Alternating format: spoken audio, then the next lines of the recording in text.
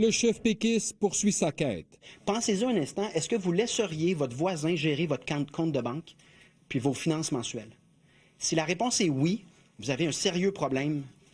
Après avoir analysé 3 scénarios, le PQ tire la conclusion qu'après un long processus de stabilisation de l'économie, un Québec indépendant serait gagnant à lancer sa propre monnaie et à mettre en place sa propre banque centrale. Le scénario le plus probable, c'est qu'on se retrouve avec une monnaie québécoise quelque part entre la 6e année et la 14e année.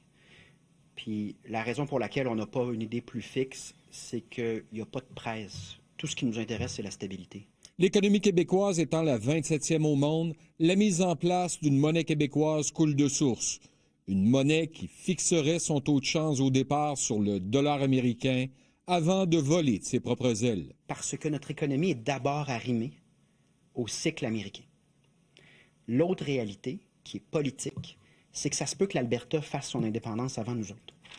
Puis une fois que l'Alberta puis le Québec déclarent son indépendance, puis peut-être la Saskatchewan disent « ben moi j'ai un intérêt pour ce qui se passe en Alberta », puis que là, il y a d'autres réactions en chaîne, je pense pas que rendu là, la monnaie québécoise va être la monnaie québécoise va vouloir s'arrimer à la monnaie canadienne. Il est conscient qu'il y aura des campagnes de peur. Attendez-vous aussi à ce que le clan fédéraliste nous refasse le coup de la Brinks.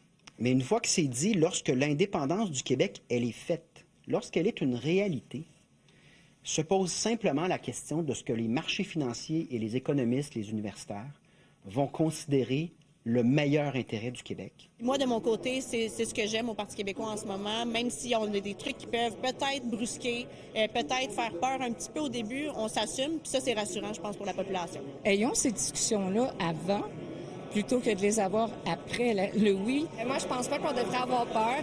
Le PQ parle d'un processus en 7 étapes, supervisé par un comité d'experts indépendants qui guidera les décisions du gouvernement. Si ces experts-là nous disent on conserve le dollar canadien, on trouve ça plus prudent, un gouvernement du Parti québécois va suivre cette commission-là qui est indépendante.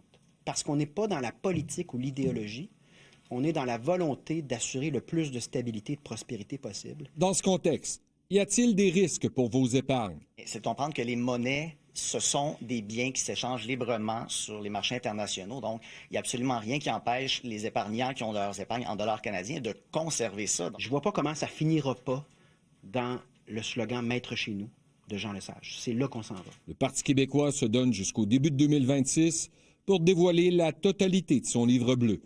Alain Laforêt, TVA Nouvelles, Sherbrooke.